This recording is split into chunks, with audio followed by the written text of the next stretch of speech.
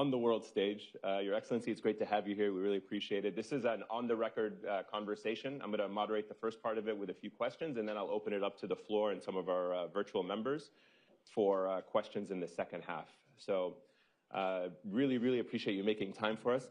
I wanted to start, and I know we're going to talk about Qatar's role regionally and the mediation efforts, but I thought maybe I can start with the past 24 hours. Yeah.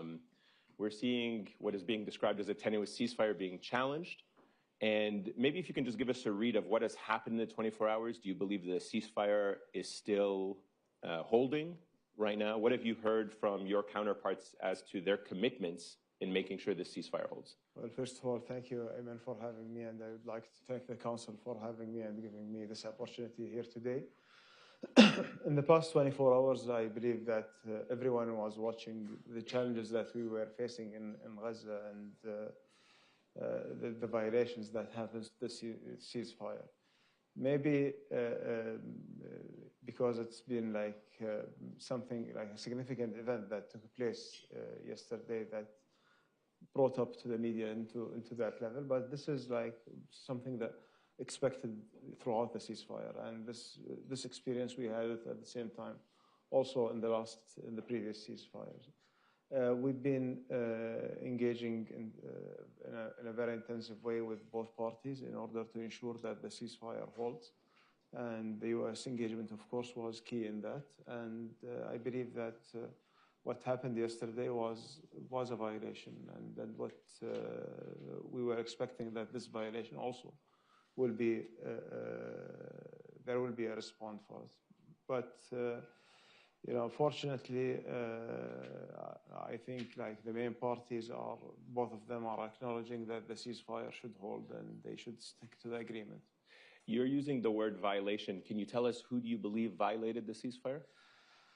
Well, look, if we will start to describe the violations, it will be an open-ended questions. But what happened yesterday, the attack on the Israeli soldiers, that's basically a violation by the Palestinian party. Now, Hamas has put a statement that they are not like in communication with this group. We don't know yet. We didn't have any verification if this is true or not.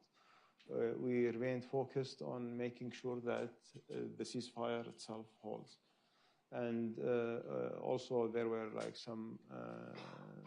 we heard some discussions about that Hamas are trying to delay the bodies. And we made it very clear for them that this is part of the commitment that we needed to be fulfilled. Now, look, Ayman, from our perspective, since the start of this, since October 7th until today, if you will look throughout the process, we went through a lot of challenges, a lot of obstacles, and it wasn't an easy road. It was a very bumpy road. And basically, we tried our best to navigate and to make sure that, you know, we achieved the first one, the first ceasefire, the second one, and now the ceasefire that hopefully will last. And throughout this process and throughout all the ceasefires that we had a lot of violations that's been taking place.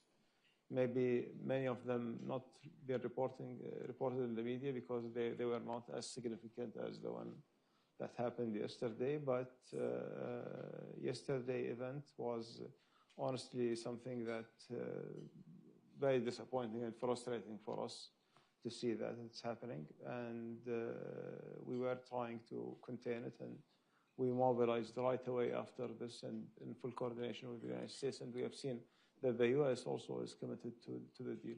So the ceasefire still holds, yes, as of now.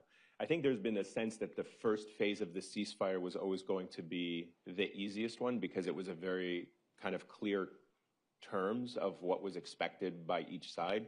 The second and potentially ultimate phase of the ceasefire was the one that people are really concerned about.